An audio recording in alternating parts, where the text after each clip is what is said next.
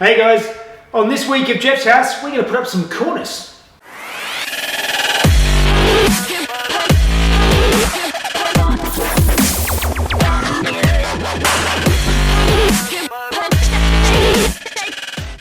Okay, quickly before I get onto the cornice, I'm just going to run around and get the sander on this and give it a light sand, and we're ready to roll.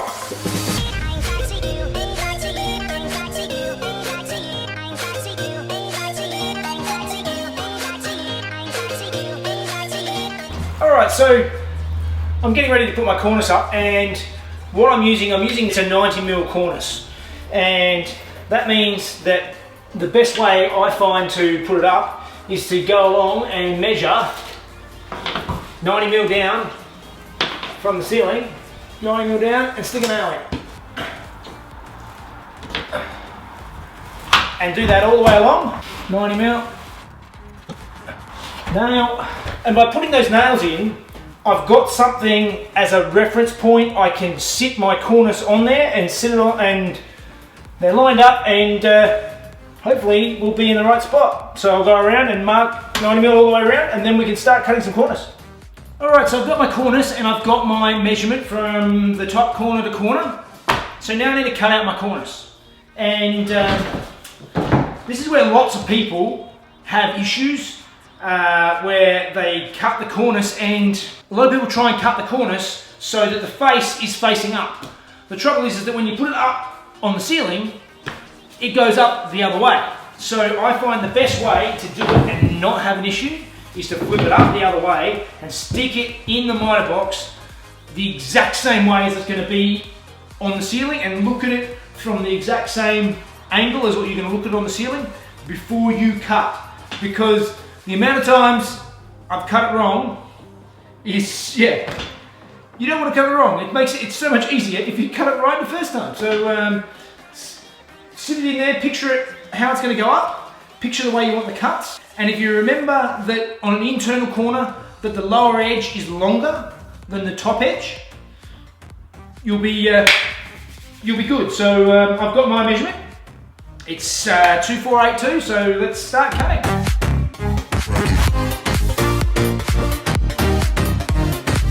Alright, and next thing, as always, test fit before I put the glue on it.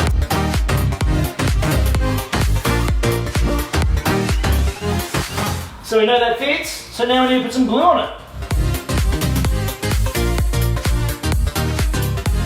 Alright, so I've got my cornice cement all mixed up, and I find, at least for me, the best way to put the cornice cement onto this is using a broad scraper and get a thin sliver, and then just work my way along like this, because you want about a 10mm bead, and this way I find is by far and away the quickest way.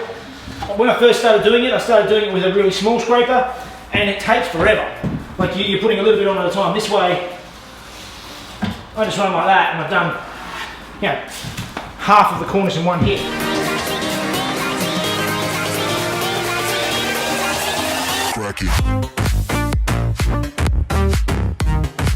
Okay, so I've squished it up into place. I've squished it, so I just slid it down so I just touched my nails, which is my marker point, and all the excess, I just get my scraper, slide along and collect it up.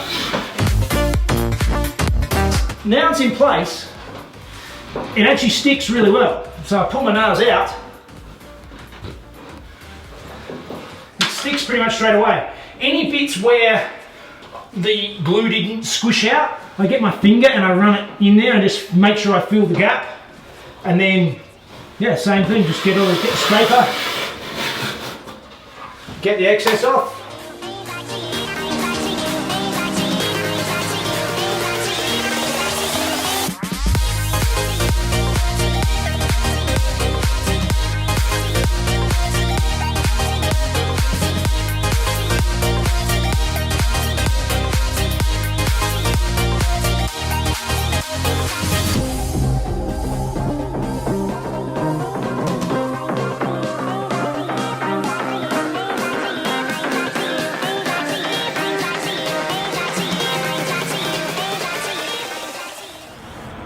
Alright, so After the fiasco of trying to use the ladder to put the weatherboards up out the front last time, Mrs. Jeff wasn't very happy with me, and I've gone and I've borrowed some scaffolding off of a mate, so I'm going to use the scaffolding, particularly out the back here where it's quite high, to put up some weatherboards. So let's get back stuck into doing some weatherboards.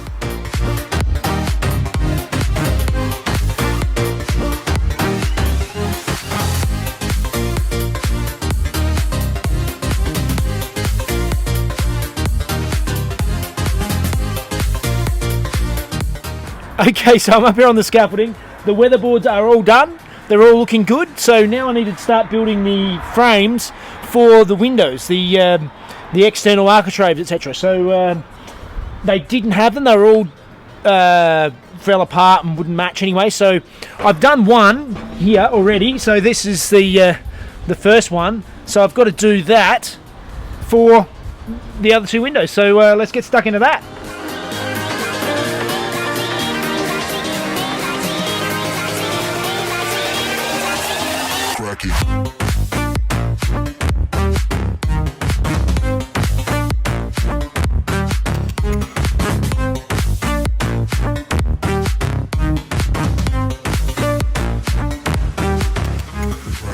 Alright, as you can see, all the window frames are all done, and the flashings are all done, so now it's time to go through and sand down all of these weatherboards and get them ready for paint.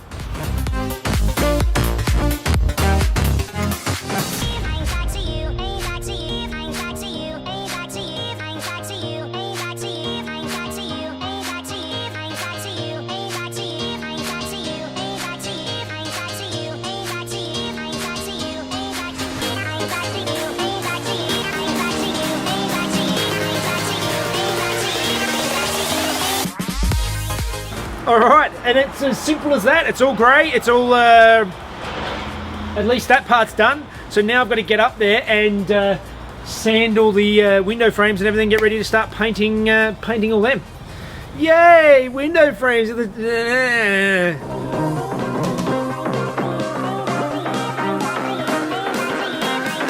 Alright, now it's time for the not as fun stuff. It's painting, and particularly painting these sort of windows all the way along. It's a slow and tedious and painful process. I do find I much prefer using the angled brushes, whereas I know my brother loves the square brushes, but he's a moron and has no idea. The angled brushes make it much easier, particularly when you're trying to get into corners and things like that. So we're all saying it's time to start painting.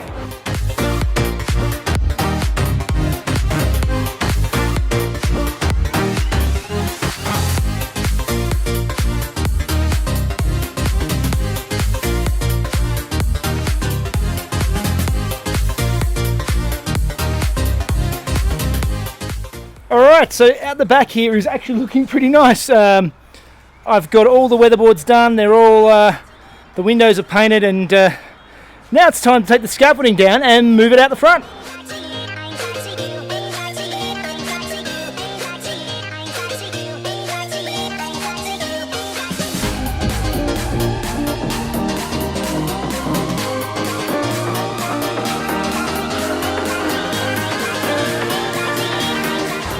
Alright, the scaffolding's done. It's heavy work, so I'm going to have a break and then I'm going to start putting some weatherboards on.